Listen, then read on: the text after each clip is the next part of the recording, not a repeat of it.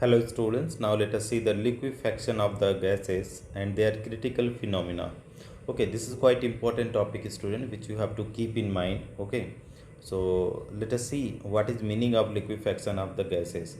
So gases can be liquefied by lowering the temperature and increasing the pressure. Okay, so when you are lowering the temperature, kinetic energy will decrease. So molecule will be quite slower moving, and that is pressure if you are increasing, so molecule comes close, intermolecular force of interaction will increase and they will convert into liquid. The middle of the 19th century, a number of gases such as CO2, SO2, NH3, H2S, N2O, etc. were liquefied by combining effect of cooling, lowering the temperature, and compression, increasing the pressure. According to the kinetic molecular theory, kinetic model of the gases, the force of attraction between the molecules are negligible.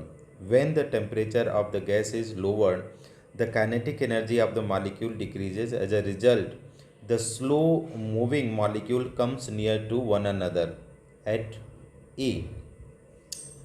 See the graph we have to also see. Sufficiently low temperature, some of the slow moving molecule cannot resist the force of attraction and they comes closer and ultimately the gas changes into the liquid state. The increase in pressure can also bring the gaseous molecule closer to one another due to decrease in the volume. Therefore, gases can also be liquefied by increasing the pressure. Thus, gases can be liquefied by decreasing the temperature or increasing the pressure or by combining effect of both. However, the effect of temperature is rather more important than the pressure. Okay, the essential condition for liquefaction of the gases were studied by Thomson Andrew in 1869. Okay, so quite very past he explained, that is Andrews. Thomson Andrews studied the pressure volume temperature relationship. Okay, pressure volume temperature relationship in a gaseous and liquid state of the carbon dioxide. He measured the variation of volumes of CO2 with the pressure at various constant temperature and plotted a isotherm PV relations of CO2 gas at a different temperature, figure 3.3. So the plot of the pressure versus volume of CO2 at various constant temperature obtained by the plotting Andrews data. Andrews observed that high temperatures isotherm look like that of an ideal gas, and the gas cannot be liquefied even at very high pressure. As the temperature is lowered, the shape of the curve changes and data show more and more deviation from the ideal gas behavior. This is because CO2 does not behave ideally as the temperature becomes lower. So here you see the data as a student. So this is the critical temperature. Critical temperature, how much is there, student? 31.1 degrees Celsius. Okay, critical temperature. At that critical temperature, they are saying critical pressure is there, 73. Okay, and that is volume is also there, but that is not mentioned here. So that is what, when you are increased temperature is high, student, like 50 degrees Celsius. So this is the ideal condition, ideal. No, you cannot liquefy it even the more pressure is there. So that we have to keep in mind, students. Okay. Now let us see, that is another in the graph. It is clear from the figure 33 that 50 degrees Celsius the isotherm of CO2 is similar to that of ideal gas. It was observed that at 30.98 degree carbon dioxide remains the gas upon 73 atmospheric pressure. 30.98 degree, 30.98 degree, if you see 30.98 degree, this one. Okay, at this temperature it is remain the gas. Okay, now as shown in point X, which the point, where is the 30.98, where is the point they have shown, students? Point, they didn't mention here point X. Okay, now let us move. At 73 atmospheric pressure, liquid carbon dioxide appear for the first time. This is the highest temperature at which liquid carbon dioxide is observed. The temperature at this gas is called the critical temperature. Further increase the pressure, simply compress the liquid carbon dioxide and represent the compressibility of the liquid. It is observed that even the slight compression result in steeper rise in the pressure, indicating very low compressibility of the liquid. Okay. Now below 30.98, the behavior of the gas on compression is quite different. For example, at 21.5 degrees Celsius, the isotherm ABCD consists 3.3 parts. At point A, carbon dioxide is gas. The volume of the gas decreases along the AB as the pressure increases up to B. So let us see 21.5 what they are saying. Here is 21 points. So this is the point here is A point, this is A, this is B, and this is C. So this is the about that they are talking. So at point B, liquid of the particular volume appears. Further compression does not change the pressure. Liquid and gaseous carbon dioxide coexist, and further application of the pressure result in the consideration of more gas until the point C is reached. So the horizontal portion of BC indicate that there is a considerable change in the volume, with change in the pressure indicate process of liquefaction. In other words, the gas considers to compact liquid. The condensation would complete at C. At C, when the condensation is completed, the isotherm rises steeply as there is a very little change in the volume of the liquid as pressure increases. In other words, the reduction in volume from C to D correspond to the very high pressure required to compress the liquid into similar volume. As shown in the figure 33, slight compression from the volume V2 V3 result in the steeper rise in the pressure from P2 to P3. Okay.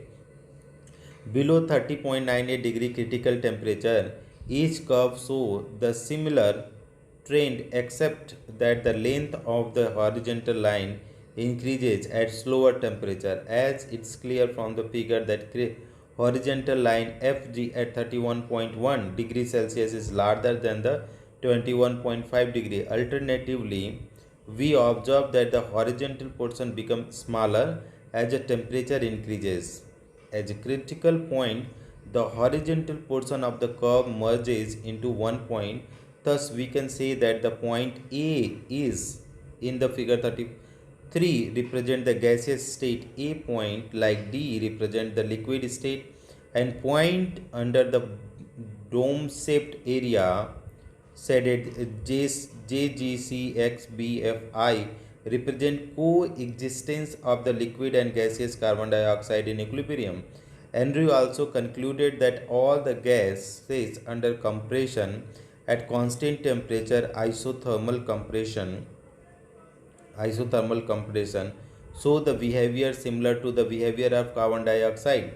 Thus, we observe that at 30.98 degrees Celsius, the isotherm has very small flat portion virtually reduced to a point X. Above 30.98 degrees Celsius, there is no flat portion, indicating that under all pressure it remains in the gaseous state.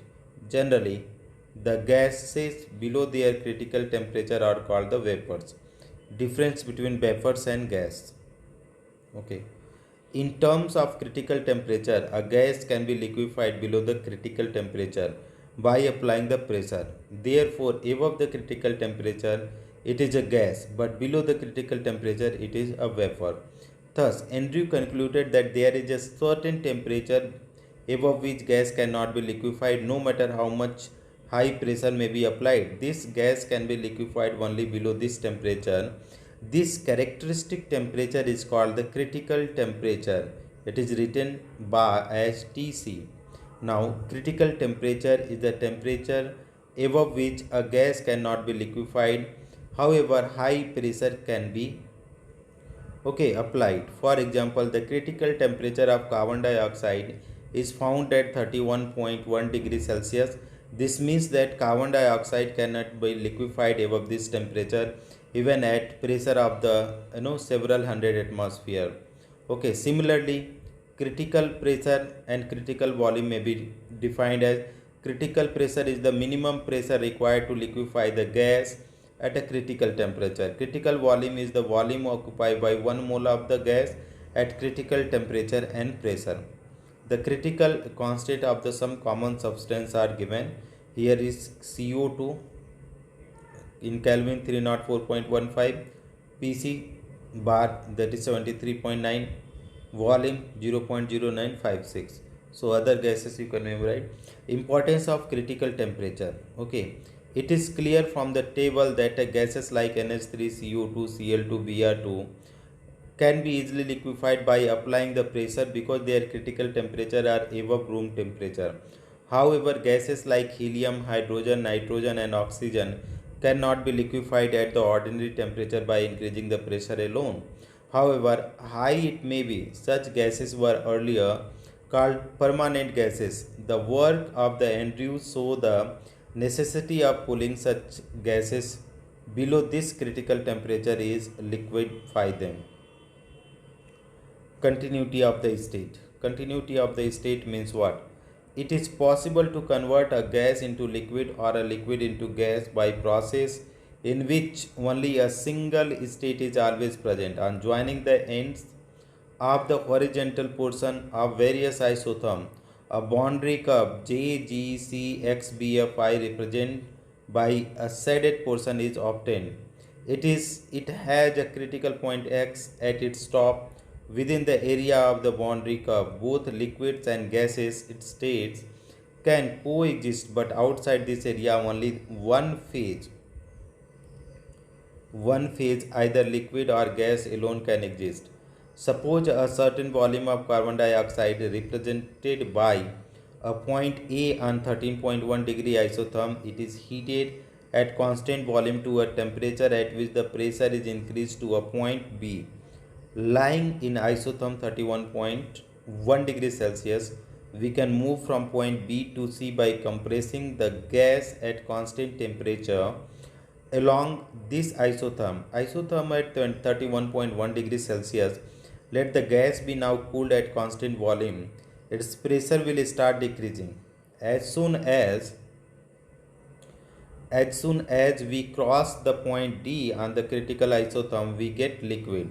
So we end up with the liquid, but during the transition from gas to liquid, there has never been more than one phase present at any time. The process of change from gaseous state to liquid state, vice versa, therefore, is regarded as continuous. Thus, there is continuity between the gases and liquid state. To recognize this continuity, the term fluid is used for either a liquid or gases. A liquid can be viewed as a very dense gas. The liquid and gas can be distinguished only when the fluid is below its critical temperature and its pressure and volume lie in the area of JGCXBFI shaded portion. In this situation, the liquid and the gas are in equilibrium and the boundary separation or two phases is visible. In this absence of such boundary or surface, there is no fundamental way to distinguish between the two states. At critical temperature, liquid changes into the gaseous state. Interperceptibility of continuously and the surface separating these two phases disappear. A gas below its critical temperature can be liquefied by applying the pressure and is called vapors of the substance. Carbon dioxide below its critical temperature is called carbon dioxide vapors. Okay, so this is what is the critical temperature and critical pressure, student. There are so many more points are there that is are not important. Thank you so much for watching, friends.